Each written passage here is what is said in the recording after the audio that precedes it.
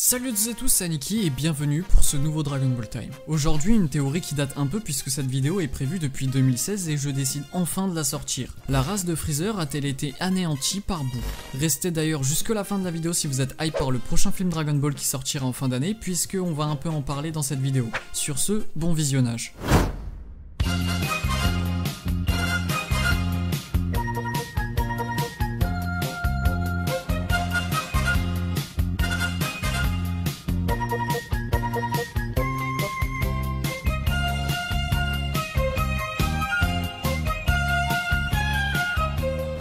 Avant de commencer cette vidéo et entrer dans le vif du sujet, je précise que, comme vous l'avez vu plus tôt, je réutilise voire j'adapte le format de vidéo que j'ai utilisé pour Dragon Ball World et donc que cette vidéo n'est qu'une vidéo test car c'est un format plutôt difficile à adapter pour Dragon Ball Time. Par ailleurs, comme dit plus tôt, cette vidéo est basée sur une vieille théorie qui sort de ma tête et elle est prévue depuis un sacré moment. Néanmoins, je précise que c'est une théorie assez simple à mettre en place et que donc beaucoup ont déjà pu en parler. C'est possible mais je suis pas parti vérifier. Quoi qu'il en soit, pourquoi je pense, selon ma théorie, que la race de Freezer a ou aurait pu être anéanti par Boo.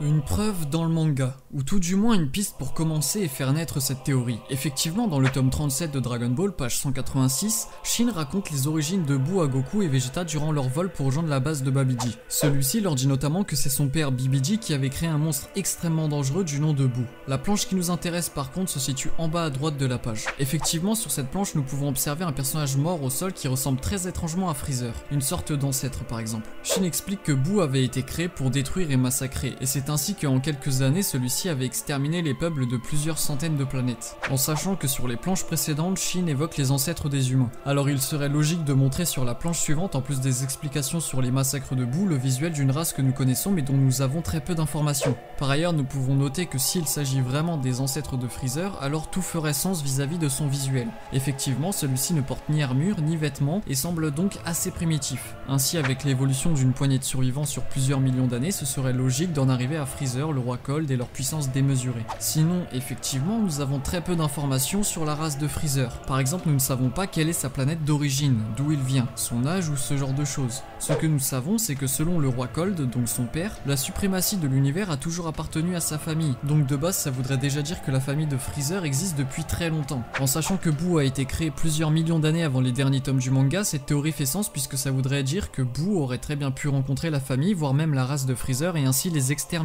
La question qui se pose par contre est pourquoi la famille de Freezer a eu un jour cet objectif de dominer l'univers, contrôler des peuples, vendre des planètes, etc. Et bien toujours selon ma théorie, ce serait parce que son peuple et sa planète d'origine ont un jour été exterminés par Boo du coup, et donc qu'un besoin de vengeance et ou de haine profonde s'est fait ressentir. Il faut toutefois noter que Freezer a l'air d'en connaître très peu sur ses origines et que ça ne le dérange pas plus que ça. Par contre, pour son père, c'est l'exact contraire. Il a l'air d'en savoir beaucoup plus que Freezer sur ses origines. Et donc en parlant du roi Cold, voici un nouveau point de cette vidéo qui appuie celui que je viens de vous raconter.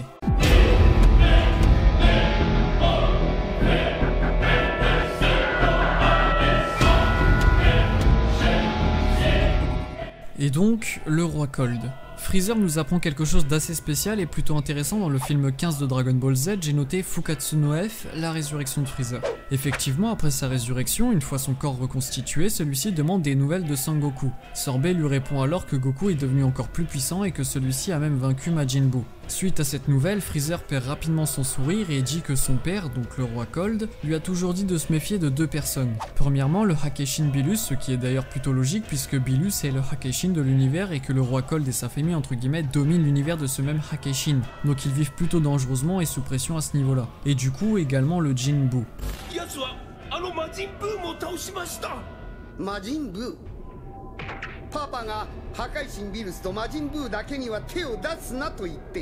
À partir de ce moment-là et par rapport à tout ce que j'ai dit dans la première partie, cette théorie prend tout son sens, car effectivement le roi Cold aurait tout intérêt à se méfier de Bilus, mais il n'aurait en soi aucune raison de se méfier de Majin Buu, sauf si du coup Buu a exterminé sa race et ou son entourage. Une chose importante à noter d'ailleurs, c'est que Buu, encore une fois, est né plusieurs millions d'années en arrière, ce qui n'est pas le cas je pense pour le roi Cold. Et c'est pour cette raison qu'il n'est en théorie pas censé connaître Buu et ainsi dire à Freezer de s'en méfier, sauf si encore une fois celui-ci a exterminé son peuple, car en effet il paraît logique de se méfier d'un ennemi qui est inscrit dans l'histoire de tes origines car celui-ci a exterminé ton peuple. Et du coup en parlant des origines de la race de Freezer...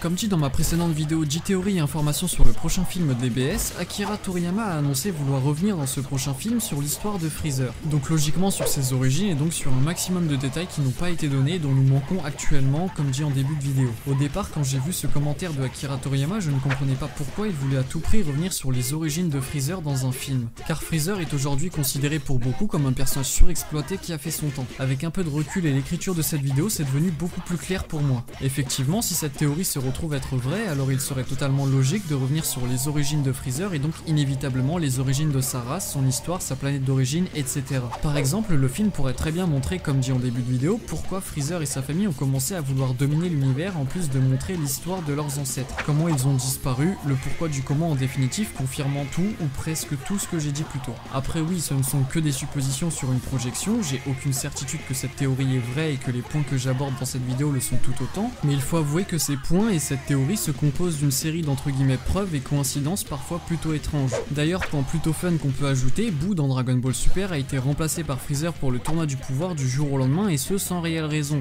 Est-ce que ce serait une nouvelle coïncidence, clin d'œil, ou une nouvelle preuve pour cette théorie? Personnellement, je pense que dans le script de base de l'anime, Boo était noté comme présent dans l'équipe de base mais que Toriyama en cours de route a finalement changé d'avis et ce après les affiches, openings et épisodes HS qui avaient déjà été produits.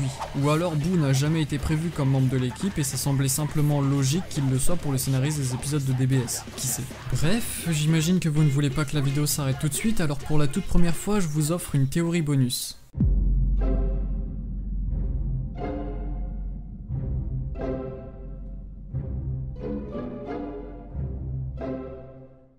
Et si le roi Cold craignait Bilus parce que c'est lui qui avait exterminé son peuple? Effectivement, comme dit dans la seconde partie de cette vidéo, le roi Cold et même Freezer craignent Bilus. Ma supposition était que c'est parce qu'il, entre guillemets, domine l'univers alors que Bilus est le Hakaishin de ce même univers et que donc ils ont forcément dû croiser sa route un jour ou l'autre. Mais en y réfléchissant, cette supposition est peu probable, car Bilus fait de très longues siestes et un univers c'est très grand, très vaste. Peu de chance que celui-ci tombe par hasard sur le vaisseau de Freezer. Et puis je pense que si Bilus serait un jour tombé sur Freezer et le roi Cold, ils auraient directement arrêté leur trafic de planètes, voire seraient morts. Par contre, la théorie que Bilus ait exterminé le peuple de Freezer est cette fois-ci bien plus probable et colle avec un grand nombre d'éléments. Premièrement, contrairement à la supposition énoncée plus tôt, Bilus aurait beaucoup moins de mal à trouver le peuple de Freezer sur une planète spécifique qu'un vaisseau en continuel déplacement. En plus, ça collerait tout à fait avec les habitudes de Bilus ainsi que son caractère à lui et au peuple de Freezer. Effectivement, Bilus a souvent tendance à raser une planète pour un très léger détail, genre je sais pas moi,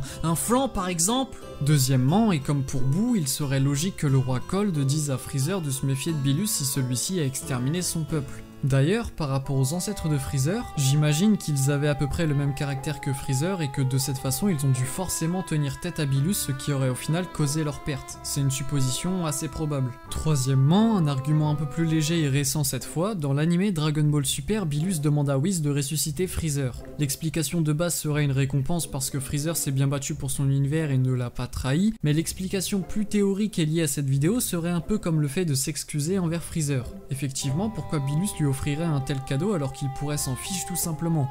Eh bien, s'il a exterminé son peuple, c'est déjà un pas en avant pour une certaine rédemption, qui sait. Bref, vous l'aurez compris, il y a beaucoup de choses qui peuvent nous laisser penser que Bilus n'y est pas totalement étranger. Donc à votre avis, est-ce que cette théorie est probable, voire vraie? Si oui, qui est le coupable entre Bilus et Boo? Je vous laisse voter ça dans les commentaires. Quoi qu'il en soit, cette vidéo est déjà terminée, j'espère qu'elle vous aura plu, n'hésitez pas à lâcher un pouce bleu si c'est le cas, à vous abonner à la chaîne si ce n'est pas déjà fait, et en attendant une prochaine vidéo, je vous dis ciao tout le monde.